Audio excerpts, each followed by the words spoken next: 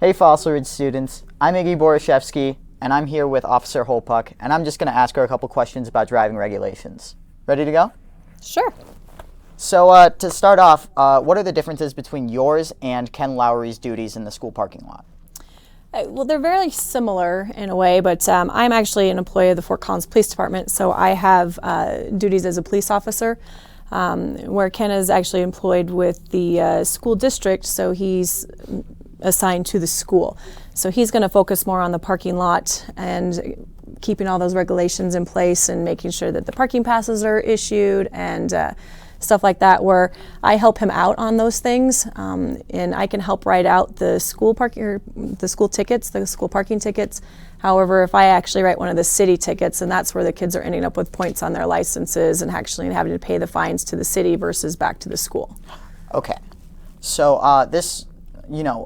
one of the other questions is the ticket amount dependent on the level of speeding? And if so, what are they? Does it like multiply or?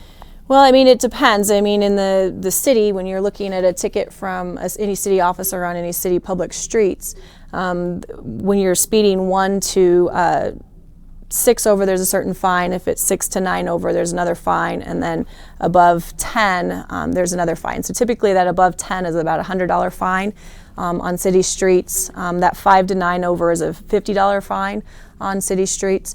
And so what we've kind of done here on Fossil with the speeding in the parking lot is halved those. So if you're 5 to 9 over on your speed, then you're getting a $20 ticket.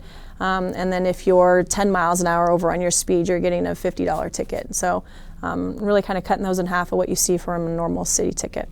Okay. And just know that the speed limits here on campus are a lot lower than they are on major roads. So the speed limit on Sabercat Drive that comes off of Ziegler or Lady Moon is 25 miles an hour.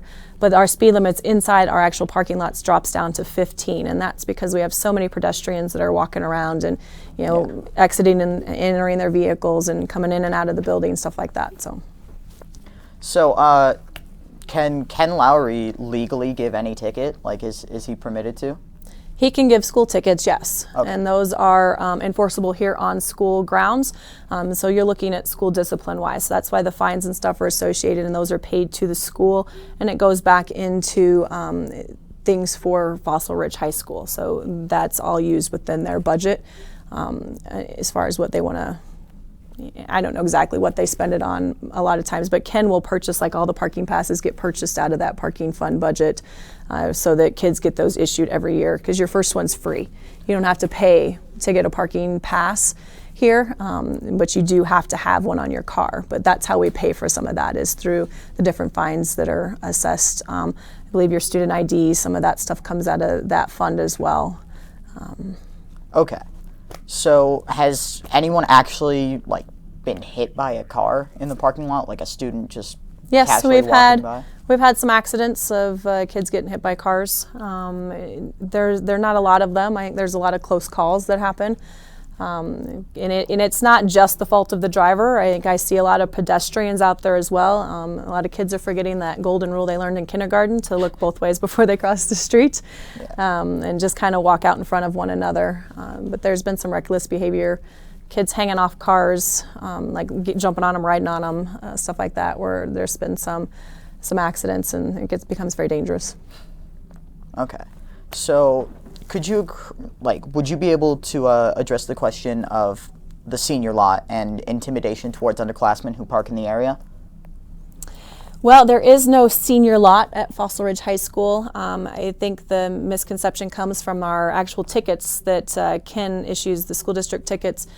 If you look at the top, they're marked for Fossil Ridge, Poudre, Rocky, so all of the different schools within the district. And so Rocky is the only one that has an actual senior parking lot, and kids are ticketed over there for parking in senior parking lot. But we do not have a designated senior. It's kind of more of the way things here are, and so you're going to get razzed by the seniors, I think, for parking over there, and it's almost kind of like a rite of passage. Once you've made that senior, then I think kids here kind of feel like they can park a little closer, because as you guys are sophomores and starting to get your licenses, the parking lot's pretty full this time of year, so most of the parking spots that are available to you are the ones that are way out as the parking lot fills up. So I think just as everyone transitions through, they've kind of made their own rule. So. Well, okay. So do you also monitor the staff parking lot by any chance? Yes, most of the monitoring of the parking lot is done by Ken. I help out with that, but I deal with a lot of more issues inside the building amongst students and such. But yeah, the staff parking lot is checked just to make sure that who's parking over there is staff. There's a couple kids that'll get tickets for parking where they shouldn't be. We try to monitor speeds and stuff in there as well when we start getting complaints. And a lot of times we're out there monitoring because we have received complaints, and mostly they come from parents. Sometimes they come from staff or students that are saying, you know, my goodness, I was almost hit by a car. Yeah. Things are getting kind of crazy out there. So have you ever given a staff member a ticket by any chance? Yes, there have been staff members that have gotten tickets. A lot of times you end up with the substitutes that end up with the tickets because they don't have parking passes. So most of those will get waived because they're staff and allowed to park. And then they need to park to come in and do their job. Yeah. But I mean, teachers get tickets, and usually their tickets are the real tickets that count against their licenses and are out on public streets. Yeah. So most of the time they're not getting tickets for speeding or stuff like that on campus. So do you look in the students' cars while they're in class just to like make sure that there isn't like anything illegal in there or anything like that? As Ken does his checks of the parking lot, yes, you know, he's looking inside cars to make sure that there's nothing that is contraband out in plain sight, you know, anything of concern or student safety issues.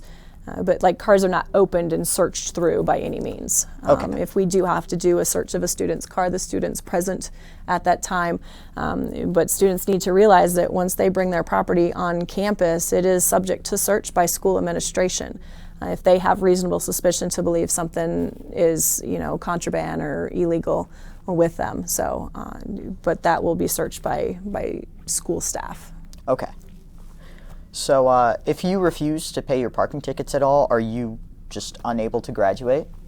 You are unable to walk the stage or go through the graduation ceremony with your other students. Has been the typical thing that they've done. But if you're unable to pay your fines, you know, the school does work with you as far as allowing you to work off your fines through community service hours. That can be done before school, after school. If you have off periods, we can get you hooked up with some community service at that point as well. But yeah, ultimately, if you have fines and stuff, you're looking at not walking across the stage for graduation. I mean, kids will still end up with their diplomas, but they won't get the privilege of actually going through graduation. Okay. So, you know, what is the passing law for passing cars in a school zone?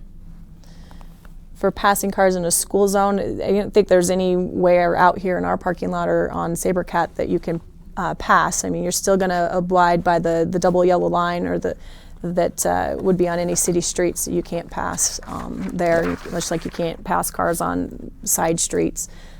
Typically, like out on Harmony, you're able to pass because you've got two lines and you still have the white dashed line.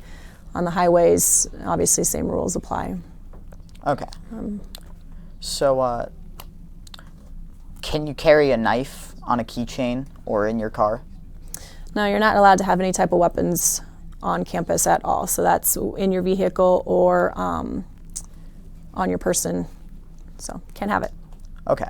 So what is the policy on vaping in the parking lot?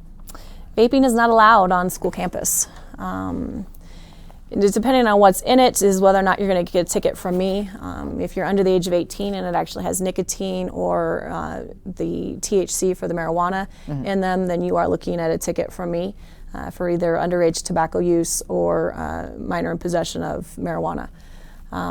As far as the school policies are concerned, all cigarettes and tobacco products are banned from campus, including the actual devices that could smoke those things. So even though you don't have the nicotine ones in your vape pen, you can't have it on campus. So you're looking at a possible suspension from the deans at that point.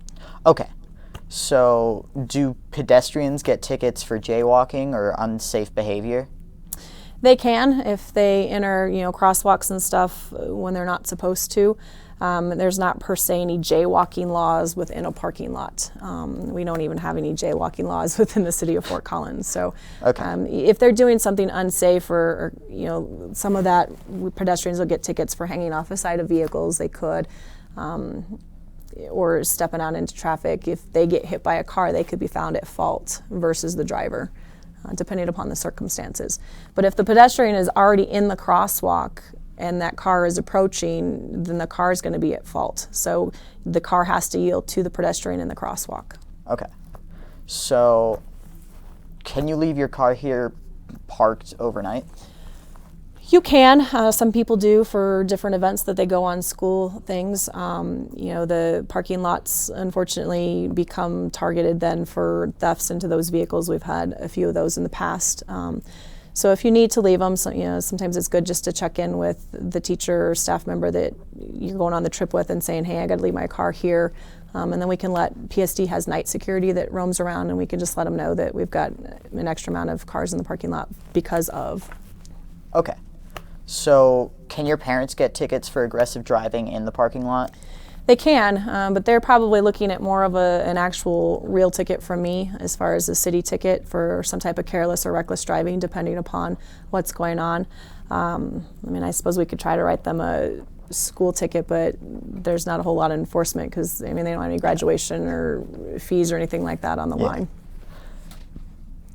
But I can write any kid for careless or reckless, unsafe backing, if they're not checking where they're backing up. Those tickets can be written on campus, and it doesn't take a whole lot to prove the careless driving. If they're speeding or weaving or swerving at people, just not really paying attention, they're on their cell phones, stuff like that can be written on campus for a real ticket. Okay. So who is the guy in the red truck that takes pictures of everyone? And that would be a parent that is concerned about the driving habits of teenagers in the parking lot at this point. He's feeling that many of those are unsafe. So he's out there, I guess, documenting what he's seen at this point.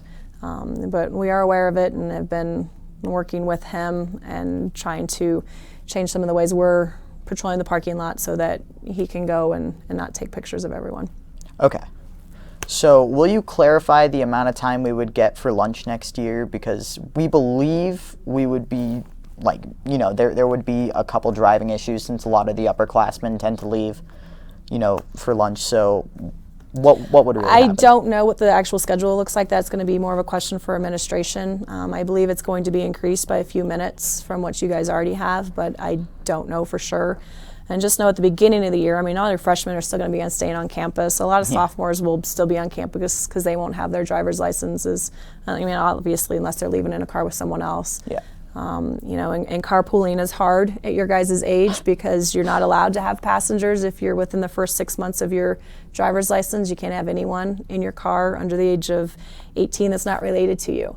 And then your second 6 months of your license, and you can have one person. So it does cut down on our ability to say, just go ahead and carpool, because by law, you guys can't do that within that first year of your licenses. You're restricted pretty decent. Okay. So back to the red truck question, is that legal for this concerned parent to do it? And, You're in a public place, so, in today's society, we have lots of people that are out there with their cell phones and cameras, and so a lot of people and things that people are doing are getting documented by others.